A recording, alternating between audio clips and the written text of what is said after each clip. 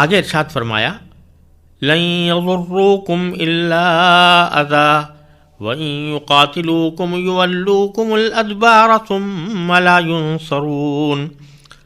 ضُرِبَتْ عَلَيْهِمُ الذِّلَّةُ أَيْنَمَا ثُقِفُوا إِلَّا بِحَبْلٍ مِّنَ اللَّهِ وَحَبْلٍ مِّنَ النَّاسِ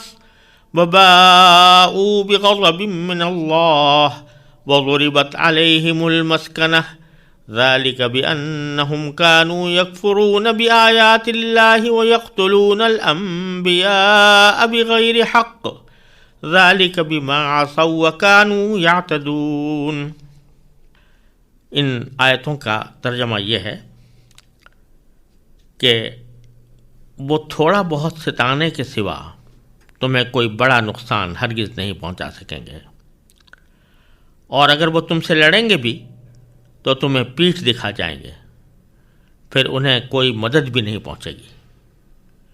وہ جہاں کہیں پائے جائیں ان پر ذلت کا ٹھپا لگا دیا گیا ہے، الا یہ کہ اللہ کی طرف سے کوئی سبب پیدا ہو جائے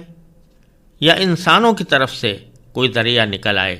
جو ان کو سہارا دے دے۔ انجام کار وہ اللہ کا غضب لے کر لوٹے ہیں اور ان پر محتاجی مسلط کر دی گئی ہے۔ اس کی وجہ یہ ہے کہ وہ اللہ کی آیتوں کا انکار کرتے تھے اور پیغمبروں کو ناحق قتل کرتے تھے۔ نیز اس کی وجہ یہ ہے کہ وہ نافرمانی کرتے تھے اور ساری حدیں پھلانگ جایا کرتے تھے۔ ان دو آیتوں میں سے پہلی آیت میں اللہ تبارک و تعالی نے مسلمانوں کو یہ تسلی دی ہے کہ اگرچہ ان کے زمانے میں جو یہودی خاص طور پر مدینہ طیبہ کے اندر یا اس کے آس پاس آباد تھے، وہ مسلمانوں کے خلاف سازشوں کے جال بنتے رہتے تھے، تو اللہ تبارک و تعالیٰ یہ تسلی دے رہے ہیں کہ مسلمانوں لن یضروکم، وہ ہرگز تمہیں کوئی بڑا نقصان نہیں پہنچا سکیں گے، الا اذی، مگر تھوڑا بہت ستانے کا، یعنی تھوڑا بہت ستاتے تو رہیں گے لیکن ان سازشوں سے کوئی تمہیں بڑا نقصان نہیں پہنچے گا۔ وَإِن يُقَاتِلُوكُمْ، اور اگر یہ تم سے لڑیں گے بھی تو يُوَلُّوكُمُ الْأَدْبَارَ، تمہیں پیٹھ دکھا جائیں گے، یعنی شکست کھائیں گے اور راہ فرار اختیار کریں گے۔ ثُمَّ لَا يُنصَرُونَ، پھر انہیں کوئی مدد بھی نہیں پہنچے گی۔ تو اللہ تبارک و تعالیٰ نے یہ پیشین گوئی فرما دی کہ ان کی سازشیں کامیاب نہیں ہوں گی، اور اگر کبھی ان کے ساتھ مقابلہ ہوا بھی تو یہ راہ فرار اختیار کریں گے۔ چنانچہ متعدد مواقع پر یہ واقعہ اسی طرح پیش آیا کہ بنو قریظہ کے ساتھ جب لڑائی ہوئی ان کی عہد شکنی کی وجہ سے، تو اس وقت بھی انہوں نے شکست کھائی، اور پھر خیبر کی جنگ ہوئی تو اس خیبر کی جنگ میں بھی انہوں نے شکست کھائی۔ دوسری آیت میں اللہ تبارک و تعالی نے فرمایا کہ ضربت علیہم الذلہ، ان پر ذلت کا ٹھپا لگا دیا گیا ہے۔ اینما ثقفوا، وہ جہاں بھی کہیں پائے جائیں۔ اس آیت کا جو عام طور سے مطلب سمجھا گیا ہے اور بیشتر مفسرین نے اسی کو اختیار کیا ہے،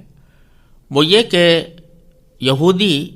لوگ جنہوں نے نبی کریم سرورت عالم صلی اللہ علیہ وسلم کی رسالت کا انکار کیا، یہ دنیا میں عمومی طور پر ذلت کے ساتھ رہیں گے۔ ان پر ذلت کا ٹھپا لگا دیا گیا ہے، یعنی ذلت کے ساتھ رہیں گے، اور جہاں کہیں ہوں گے ذلت کے ساتھ رہیں گے۔ لیکن ساتھ ہی اللہ تبارک و تعالیٰ نے دو مستثنیٰ چیزیں ذکر کر دی ہیں۔ فرمایا کہ الا بحبل من اللہ، الا یہ کہ اللہ کی طرف سے کوئی سبب پیدا ہو جائے، وحبل من الناس، یا انسانوں کی طرف سے کوئی ذریعہ نکل آئے۔ حبل کا جو لفظ استعمال فرمایا گیا ہے، اس کے لفظی معنی تو رسی کے ہوتے ہیں، اور کسی بھی سبب یا ذریعے کو بھی حبل کہا جاتا ہے، اور جیسا پہلے بھی عرض کیا تھا کہ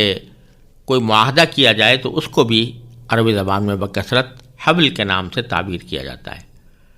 تو اللہ تبارک و تعالیٰ نے اس آیت کریمہ میں یہ بتایا ہے کہ یہودی مذہب والے جو نبی کریم سرور دو عالم صلی اللہ علیہ وسلم کی رسالت سے منکر ہیں اور نبی کریم صلی اللہ علیہ وسلم کی دشمنی پر آمادہ ہیں، وہ دنیا میں عمومی طور پر ذلت کا شکار رہیں گے. ان کی تاریخ میں ان کو ذلت کا سامنا کرنا پڑے گا. البتہ دو صورتیں ایسی ہیں کہ جن میں وہ ذلت ظاہری طور پر ان کی ختم ہو جائے. ایک تو اللہ تعالیٰ نے فرمایا کہ کوئی سبب اللہ تبارک و تعالیٰ کی طرف سے پیدا ہو جائے، یعنی اللہ تعالیٰ کی مشیت ہی کسی وقت اس بات کا فیصلہ کر لے کہ ان کو اس خاص وقت میں اس ذلت سے نجات دینی ہے یا اس ذلت سے الگ رکھنا ہے. ایک تو یہ ہو سکتا ہے، اور اللہ تبارک و تعالیٰ کسی وقت کسی اپنی مشیت سے، اپنی حکمت کے تقاضے سے اس بات کا فیصلہ کر لے کہ اس وقت میں ان کو ذلت کا سامنا نہ کرنا پڑے. اور دوسرے وحبل من الناس، دوسرے یہ ہے کہ انسانوں کی طرف سے کوئی ذریعہ نکل آئے، یعنی انسانوں کے ساتھ کوئی معاہدہ ان کا ہو جائے اور اس معاہدے کی وجہ سے ان کے سہارے یہ عزت اور شوکت حاصل کر لیں. تو یہ بات ہو سکتی ہے عارضی طور پر، لیکن بحثیت مجموعی اگر ان کو دیکھا جائے گا تو ان پر ذلت کا ٹھپا لگا دیا گیا ہے. اس وقت یہودیوں کی جو ریاست قائم ہے اسرائیل کے نام سے، تو اس کے بارے میں بھی یہ جو قرآن کریم نے فرمایا کہ لِحَبْلٍ مِّنَ النَّاسِ، لوگوں سے کوئی ذریعہ پیدا ہو جائے. اس کے لوگوں کا لفظ استعمال کیا، اس میں مسلمانوں کا لفظ نہیں بلکہ لوگوں کا لفظ. اور لوگوں میں مسلمان بھی داخل ہیں کہ کسی اور مسلمانوں کے ساتھ کوئی معاہدہ ہو جائے، اور دوسرے غیر مسلم بھی داخل ہیں کہ جو ان کی پشت پناہی کے لیے کھڑے ہو جائیں. چنانچہ آج کل جو اسرائیل کی ریاست ہے اس کی پشت پناہی میں امریکہ اور برطانیہ اور مغربی طاقتیں ان کے پشت پر کھڑی ہیں. اسی کے سہارے یہ حکومت قائم ہوئی ہے اور اس نے بظاہر اپنے طور پر شوکت اور عزت حاصل کی ہے، لیکن یہ قرآن کریم کے ارشاد کے مطابق ان کی تاریخ کے اندر ایک استثناء کی حیثیت رکھتی ہے، اور اس استثناء کا اعلان قرآن کریم نے پہلے ہی فرما دیا. لیکن آگے فرماتے ہیں کہ دنیا کے اندر تو یہ ہو سکتا ہے، لیکن وَضُرِبَتْ عَلَيْهِمُ وَبَاءُوا بِغَضَبٍ مِّنَ اللَّهِ، یہ اللہ کی طرف سے اللہ کا غضب لے کر لوٹے ہیں. اور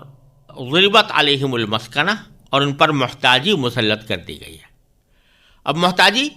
دو طرح کی ہو سکتی ہے. ایک تو یہ کہ فقر و فاقے کا شکار ہوں اور اس کی بنا پر محتاجی ان کے اوپر مسلط ہو، اور تاریخ میں ایسے بہت سے دور گزرے ہیں جن میں یہ فقر و فاقے کا شکار رہے. دوسری محتاجی یہ ہے کہ اپنے وجود کے لیے اور اپنے اجتماعی مفاد کے لیے یہ کسی دوسری قوم کے محتاج ہوں اور اس کے احتیاج پوری کرتے ہوئے دوسری قومیں ان کو سہارا دے رہی ہوں.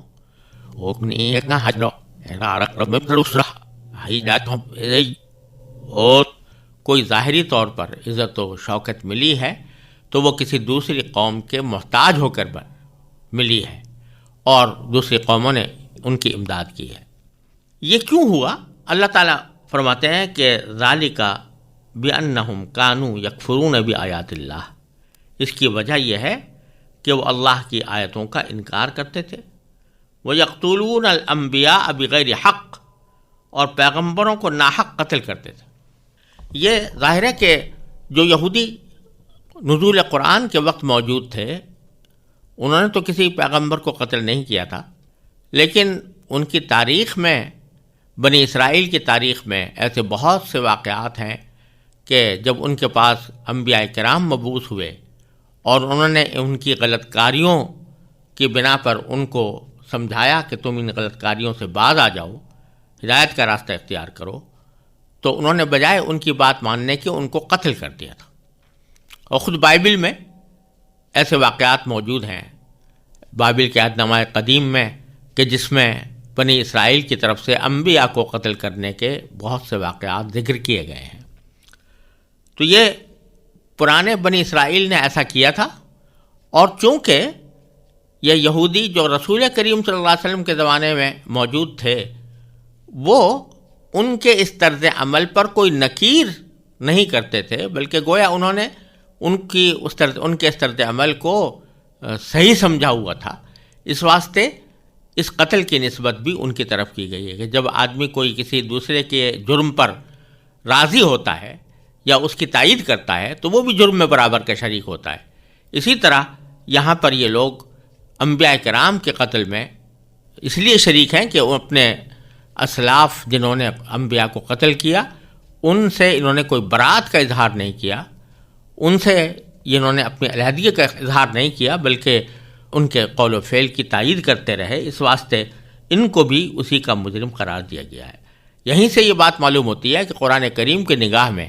جس طرح جرم کا ارتکاب کرنے والا مجرم ہوتا ہے، اسی طرح اس جرم کے ارتکاب پر جو شخص راضی ہو، چاہے اس نے براہ راست وہ جرم کا ارتکاب نہ کیا ہو لیکن اس پر راضی ہو، اس پر خوش ہو، تو وہ بھی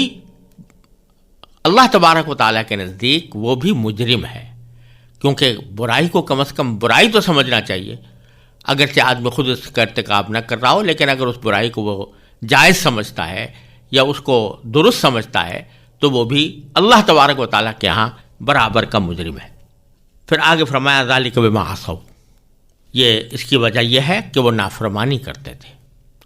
معلوم ہوا کہ اصل روگ نافرمانی کا ہے کہ اللہ تبارک و تعالیٰ کا جب حکم آ جائے، اللہ کے پیغمبر کا حکم آ جائے تو اس کو نہ ماننا یا اس کے خلاف اپنا طرز عمل اختیار کرنا یہ عصیان ہے، نافرمانی ہے۔